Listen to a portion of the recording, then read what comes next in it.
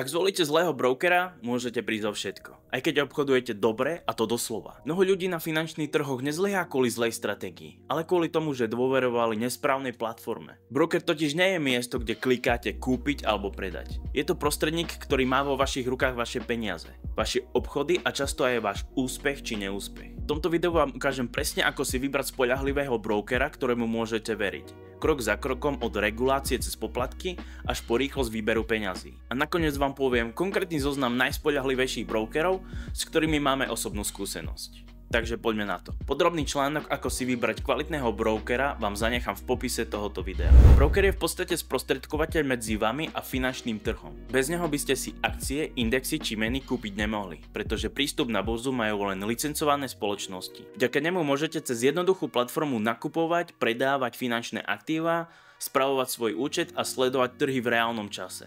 Lenže pozor, nie každý broker hrá fair.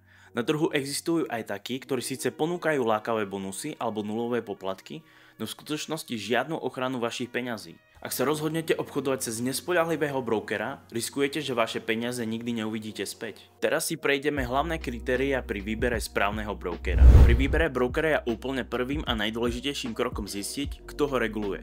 Seriózni brokery majú licencie od inštitúcií ako je SYSEC, čo je cyperská regulácia. Ďalej napríklad FCA vo Veľkej Británii, Národná banka Slovenska, čo poznáme všetci, alebo ACIC v Austrálii. Regulácia znamená, že broker podlieha prísnym pravidlám. Vaše vklady musia byť uchovávané oddelené od finančných účtov a v prípade krachu brokera ste ochránení vďaka systému kompenzácií vkladov. Každý broker zarába na poplatkoch a je dôležité, aby si s nimi hral otvorené. Sledujte najmä spread, komisie za obchod, swapové poplatky či držanie pozícií cez noc a poplatky za výber.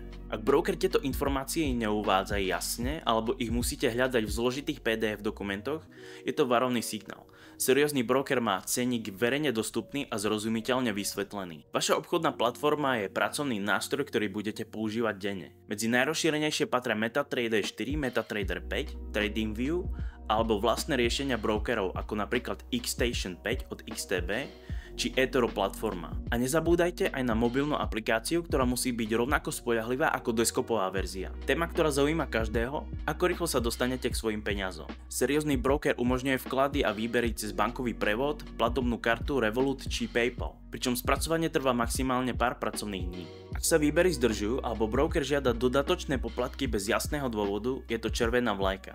Rýchly a bezproblémový výber je najlepším znakom dôveryhodnosti. Väčšina brokerov ponúka demo účet, na ktorom si môžete všetko skúšať bez rizika.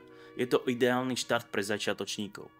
Pri prechode na reálny účet si však dajte pozor na páku, čo je leverage. Tá síce znásobuje potenciál zisku, ale rovnako aj riziko straty. Pre začiatočníkov je rozumnejšie obchodovať s menšou pákou, ako napríklad 1:5 alebo 1:10, než s maximálnou pákou 1:30.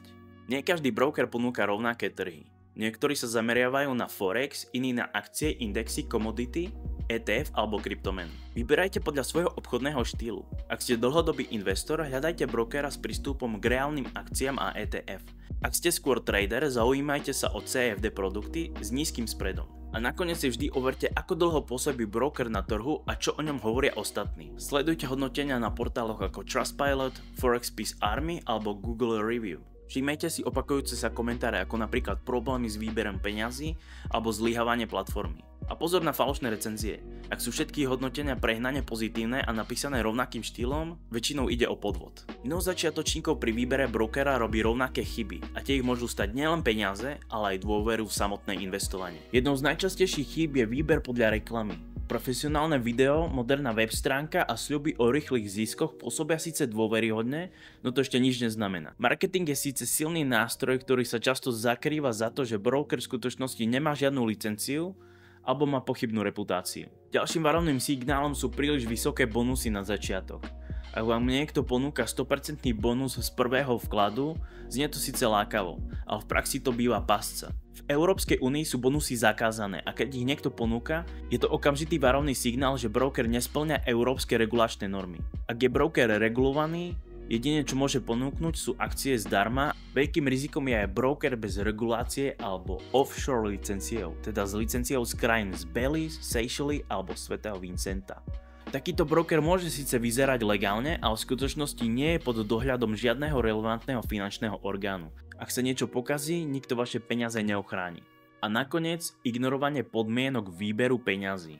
Mnoho ľudí si ich prečíta až vtedy, keď je neskoro. Niektorí brokery majú skryté obmedzenia, požadujú overenie identity až po vklade alebo účtujú nečakané poplatky za výber.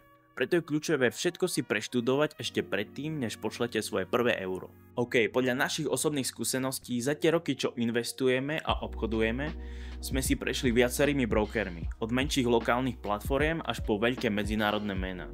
Na začiatku som ako väčšina začiatočníkov siahol po tom, čo mi odporučil finančný poradca. Až neskôr som zistil, že poplatky boli zbytočne vysoké a možnosti obmedzené.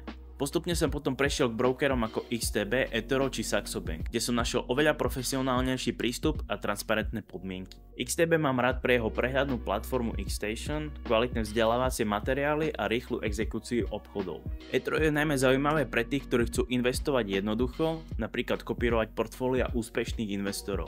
A Saxo Bank je skôr pre pokročilejších, ponúka široké portfólia trhov, profesionálne nástroje a vysokú úroveň bezpečnosti.